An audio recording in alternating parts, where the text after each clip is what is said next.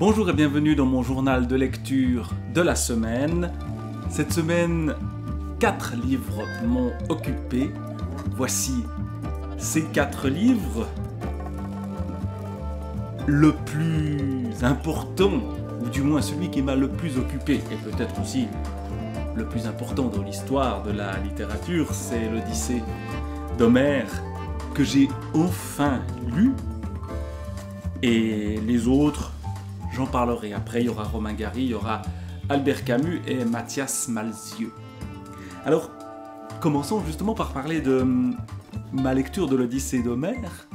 Lecture faite donc tardivement, même si le livre est dans la maison où je parle depuis 1968, donc depuis fort longtemps, avant même que j'y sois né. Enfin, je sois né, pas tout à fait dans cette maison, mais pas loin. Et donc, l'Odyssée, alors cette lecture, évidemment, elle est, j'allais dire une lecture obligatoire quasiment, et puis on a tout un imaginaire de l'Odyssée qui est présent. Alors ce qui m'a frappé dans la lecture, c'est que ce qu'on connaît de l'Odyssée, c'est principalement le voyage de 10 ans d'Ulysse, les sirènes, la nymphe Calypso, le cyclope, etc. Et qu'au fond, ça occupe une petite partie de cette histoire du retour d'Ulysse.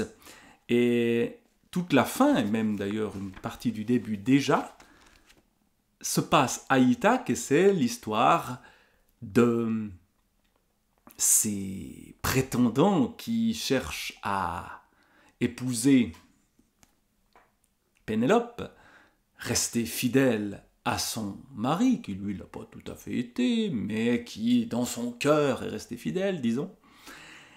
Et c'est vraiment cet épisode-là qui est le plus important de l'Odyssée. Comment s'en débarrasser de ces gens-là? Comment se faire connaître en tant qu'Ulysse après 10 ans aux différents personnages qu'il va rencontrer, le porcher qui s'appelle Eumée, et puis Télémaque, son fils, et puis Pénélope elle-même, et puis comment se débarrasser de ces gens qui tapent l'incruste chez lui. Et donc, cette dernière partie de l'Odyssée, qui fait peut-être moins rêver que d'autres, est pourtant la plus importante. Et donc ça a été une redécouverte, ou une découverte que ceci, avec tout cet univers de la présence cachée des dieux et des hommes, leur lien assez entremêlé.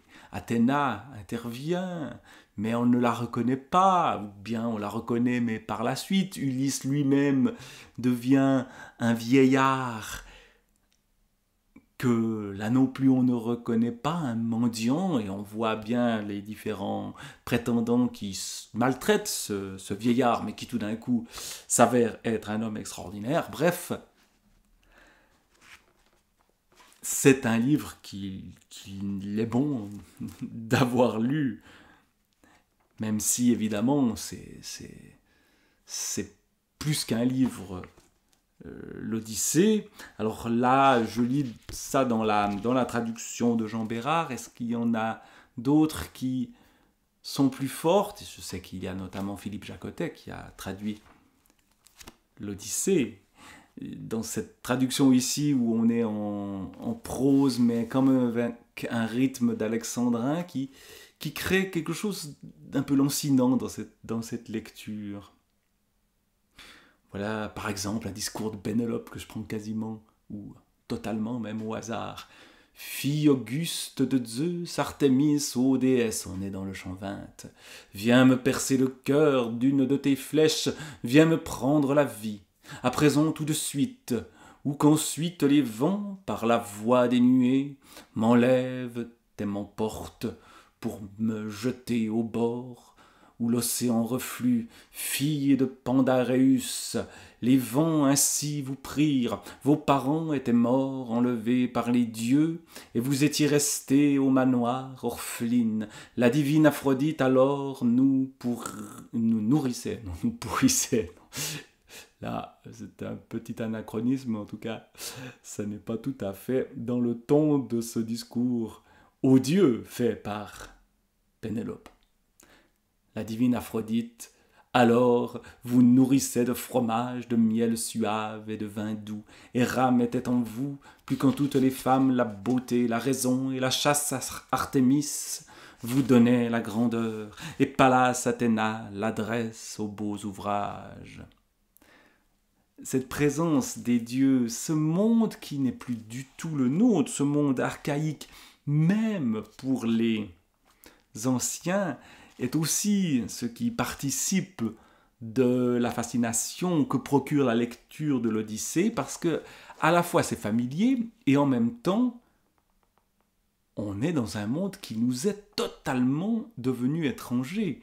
On ne sait pas grand-chose de l'époque où se passe cette histoire-là, de cette Grèce très ancienne. On en a plein d'imaginaires, on a plein d'images même, mais qui restent fragmentées et qui nous restent complètement mystérieuses.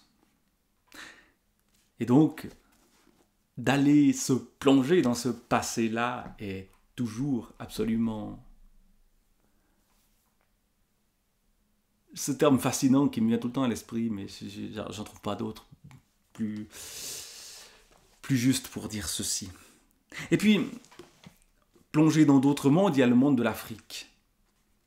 Encore plus lointain dans l'imaginaire, même si Les Racines du ciel de Romain Gary, c'est évidemment beaucoup plus récent, les années 1950, et une période qui néanmoins nous est un peu étrangère au niveau de l'organisation du continent africain. C'est la période de la colonisation, la fin de cette période-là qui voit naître les mouvements d'indépendance qui sont présents là-dedans. Et puis vous avez dans ce roman-là les éléphants qui sont ce que le personnage principal de Morel, un Français, qui se trouve donc en Afrique et qui est là pour défendre les éléphants, mais face à l'incompréhension quasiment générale de tous les autres, à part de ses compagnons d'armes, si l'on veut. Il a vécu la guerre comme Romain Gary, il a vécu les camps, ce personnage de Morel, et c'est dans les camps qu'il devient volontaire pour sauver les éléphants. C'est les éléphants qui le sauvent, c'est en pensant aux éléphants qu'il va réussir à tenir le coup dans les camps nazis. Et donc ensuite son obsession c'est de sauver les éléphants, et tout le monde est persuadé qu'il a d'autres idées politiques là derrière, on est en période de guerre froide, etc. Et lui non, c'est les éléphants, c'est un vrai écolo. Avant l'heure, à l'heure où on ne comprenait pas qu'on puisse être écolo. Aujourd'hui encore, certains ne comprennent pas. Et donc, on le suit dans cette Afrique assez mystérieuse, avec tout un tas d'aventuriers un peu étranges qui sont présents et qui, justement, donnent leur point de vue sur ce personnage. Qu'est-ce que c'est que ce type qui est là pour sauver les éléphants ?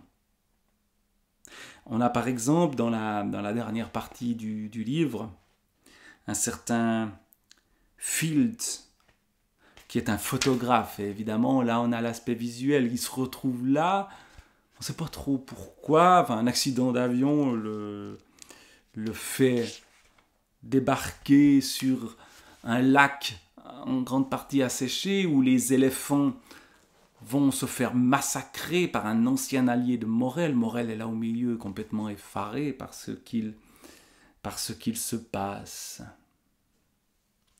Et donc, il nous décrit son point de vue sur Morel et sur ce qu'il se passe autour de lui dans ces moments terribles de massacre d'éléphants. La seule explication possible était que Morel avait été surpris par les forces de police et qu'il se défendait, donc il débarque au milieu d'une fusillade. Mais cela n'expliquait pas un feu aussi nourri. Il saisit ses caméras, donc Field, le photographe, et la sacoche des films et courut sur la dune. Il lui restait à ce moment-là un rouleau intact et la moitié d'un autre, engagé dans le Rolleiflex. Alors évidemment, les outils de photographie ont changé, mais il ne comptait pas sur le rouleau de réserve. Il avait pour principe de garder toujours une marge de sécurité d'un rouleau, quelle que fût la pression des événements. Cela lui permettait de conserver en toutes circonstances sa tranquillité d'esprit. Field, là c'est une parenthèse qui vient de s'ouvrir, était tenté par l'idée que quelque événement sensationnel et quasi miraculeux, inouï, sans rapport avec le reportage en cours, allait se produire alors qu'il ne lui resterait plus de film dans sa caméra.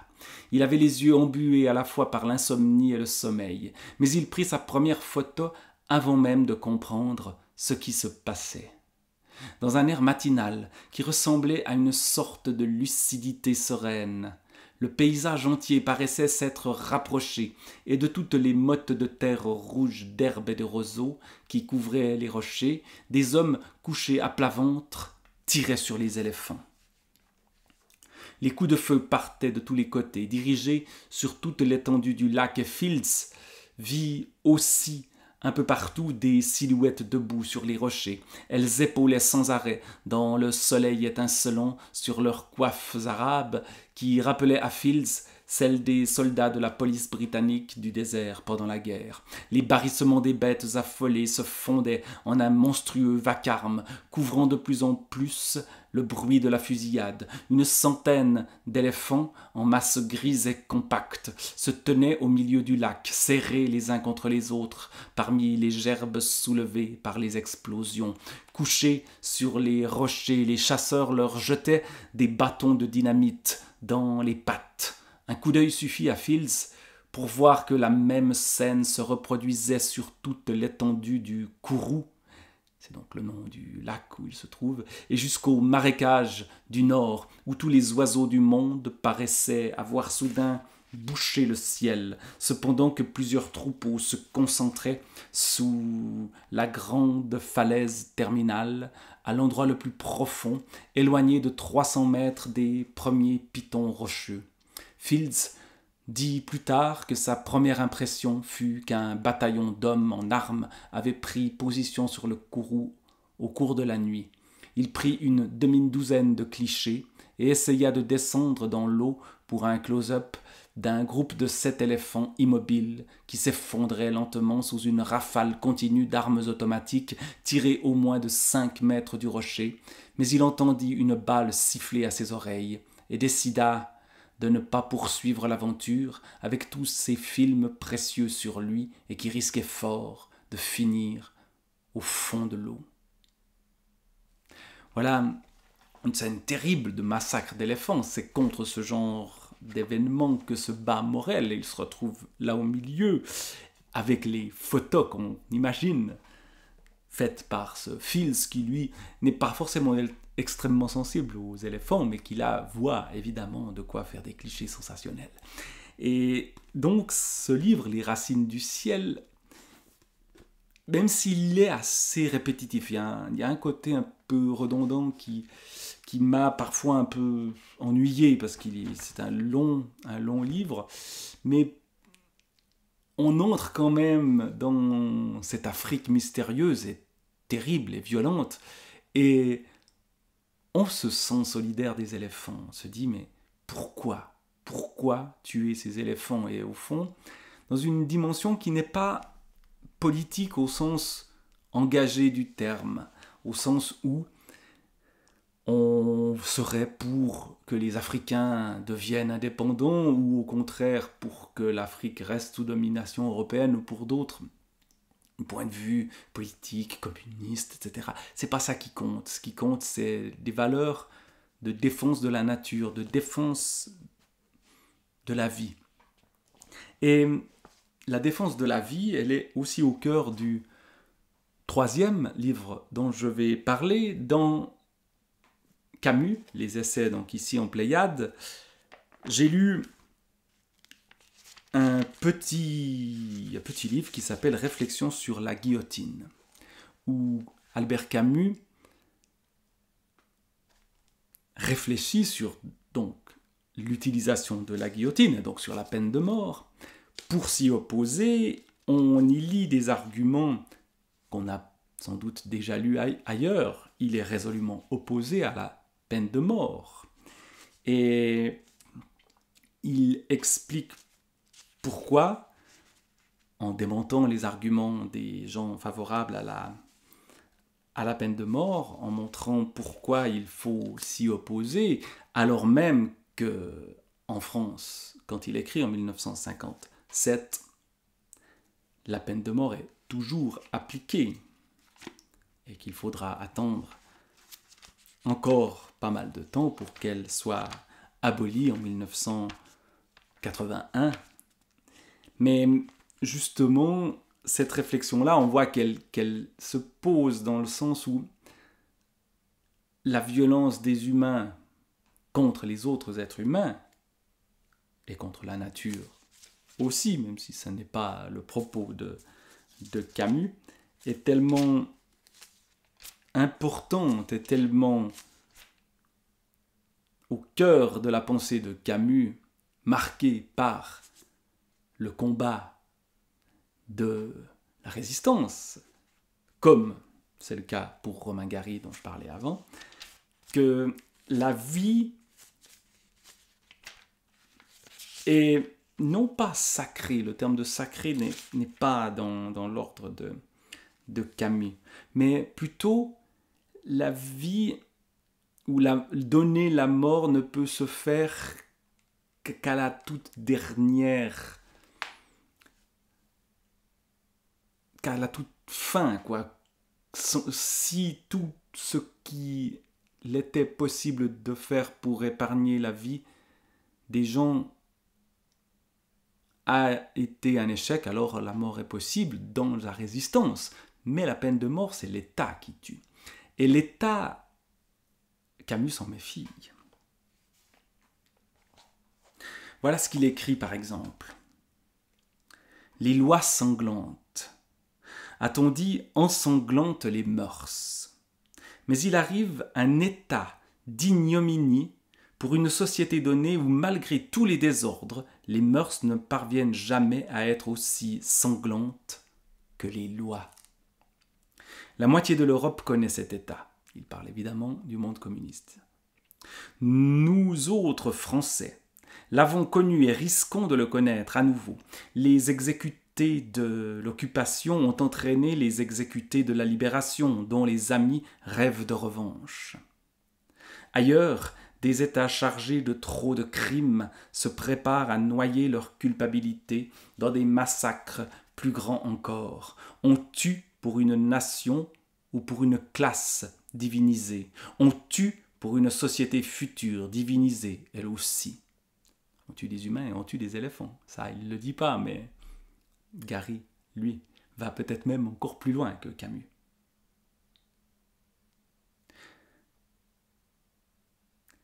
Et il continue ainsi. Qui croit tout savoir imagine tout pouvoir. Des idoles temporelles qui exigent une foi absolue prononcent inlassablement des châtiments absolus. Et des religions sans transcendance tuent en masse des condamnés sans espérance. Et évidemment, les religions avec transcendance le font aussi. Comment la société européenne du demi-siècle survivrait-elle alors sans décider de défendre les personnes par tous les moyens contre l'oppression étatique? Interdire la mise à mort d'un homme serait proclamer publiquement que la société et l'État ne sont pas des valeurs absolues. Décréter que rien ne les autorise à légiférer définitivement, ni à produire de l'irréparable. Sans la peine de mort, Gabriel Péri et Brasilac seraient peut-être parmi nous. Nous pourrions alors les juger selon notre opinion et dire fièrement notre jugement au lieu qu'ils nous jugent maintenant et que nous nous taisons. Sans la peine de mort, le cadavre de Raschke n'empoisonnerait pas la Hongrie, l'Allemagne moins coupable serait mieux reçue de l'Europe, la révolution russe n'agoniserait pas dans la honte, le sang algérien pèserait moins sur nos consciences. Sans la peine de mort, l'Europe, enfin, ne serait pas infectée par les cadavres accumulés depuis 20 ans dans sa terre épuisée. Sur notre continent, toutes les valeurs sont bouleversées par la peur et la haine, entre les individus comme entre les nations. La lutte des idées se fait à la corde et au couperet. Ce n'est plus la société humaine et naturelle qui exerce ses droits de répression, mais l'idéologie qui règne et exige ses sacrifices humains. L'exemple que donne toujours l'échafaud, a-t-on pu écrire, c'est que la vie de l'homme cesse d'être sacrée lorsqu'on croit utile de le tuer. Apparemment, cela devient de plus en plus utile. L'exemple se propage, la contagion se répand partout. Avec elle, le désordre du nihilisme. Il faut donc donner un coup d'arrêt spectaculaire et proclamer dans les principes et dans les institutions que la personne humaine est au-dessus de l'État. Et cette pensée-là me paraît encore totalement d'actualité, même si la peine de mort dans de nombreux endroits, et notamment en France et en Europe, a été abolie, la personne humaine au-dessus de l'État me paraît une valeur qui reste difficile à défendre et qui n'est pas toujours respectée. Valeur de vie. Alors valeur de vie, plutôt que valeur de mort, c'est ce qu'on a aussi dans ce petit roman. Alors je n'ai lu que quelques pages pour l'instant, de La mécanique du cœur de Mathias Malzieu. Un petit roman qui raconte une histoire assez, j'allais dire drôle, c'est pas si drôle que ça, mais assez étrange, assez fantaisiste, d'un jeune homme, en tout cas dans le début du livre, d'un enfant même, à qui l'on a greffé pour qu'il puisse vivre un cœur en bois, une mécanique qui n'est pas un vrai cœur de chair, et qui rend cet enfant d'autant plus fragile parce que il faut le remonter chaque matin, son cœur, et puis surtout les émotions trop fortes peuvent lui être fatales, et l'émotion forte par excellence, l'amour, est extrêmement dangereuse pour lui. Voilà ce qui est écrit en exergue à ce livre-là. Premièrement, ne touche pas à tes aiguilles. Deuxièmement, maîtrise ta colère. Troisièmement, ne te laisse jamais, au grand jamais, tomber amoureux. Car alors, pour toujours, à l'horloge de ton cœur, la grande aiguille des heures transpercera ta peau, tes os imploseront, et la mécanique du cœur sera brisée de nouveau. Évidemment, l'injonction à ne pas tomber amoureux, elle est inutile, elle ne marchera pas. Il va tomber amoureux. Survivra-t-il à cela? Je ne sais pas encore, puisque j'en suis à la page 46 du livre. Mais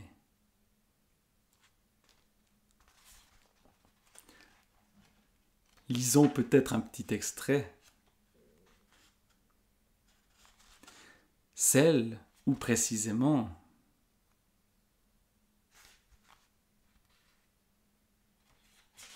il découvre la ville, et à peine a-t-il découvert la ville, rencontre une petite fille. Lui est un petit enfant et il en tombe immédiatement amoureux, et c'est extrêmement dangereux. Nous traversons la place, donc il est avec celle qui est plus ou moins sa mère, ou la sage-femme qui l'a accouché et qui l'a réparé, et chez qui il vit. Nous traversons la place. Au détour d'une ruelle, une musique retentit, aussi malicieuse et mélancolique que des étincelles harmonisées. Cette mélodie me bouleverse. J'ai l'impression qu'il pleut et qu'il fait soleil en même temps, partout en moi. C'est un orgue de Barbarie. C'est joli, n'est-ce pas? Me dit Madeleine.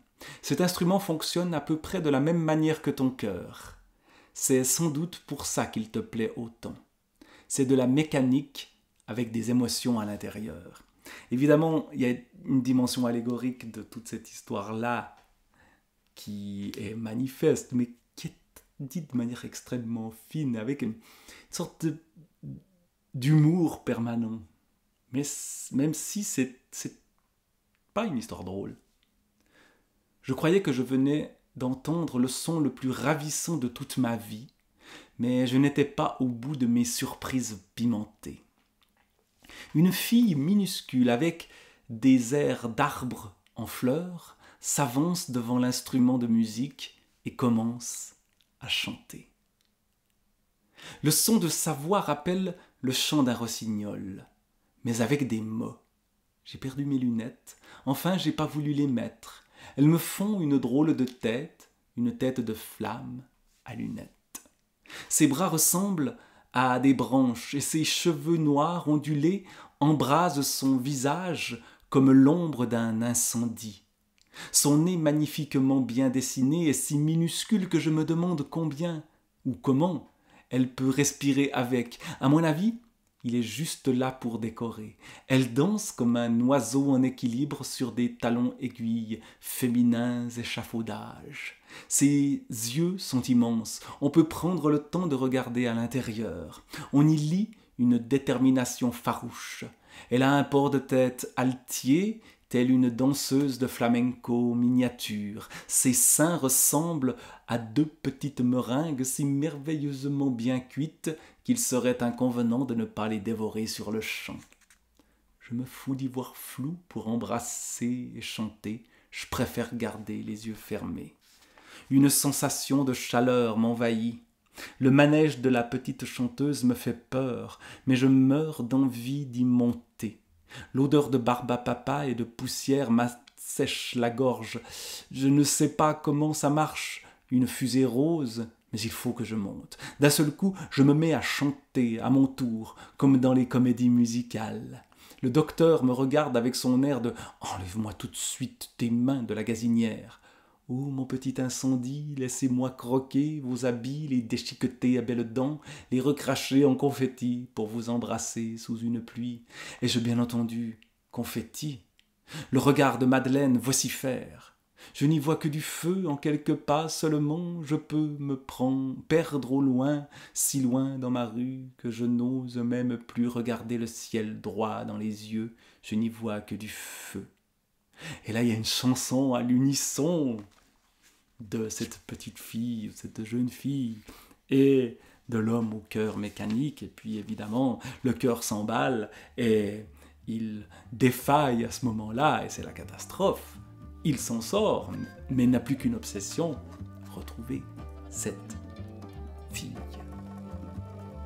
Mais je ne sais pas s'il la retrouvera, et dans quelles conditions. Et ça, j'en reparlerai donc la prochaine fois, je pense que j'aurai poursuivi ou terminé La mécanique du cœur de Matthias Malzieu. Voilà, c'était les quelques réflexions sur 4 livres cette semaine. Et on se revoit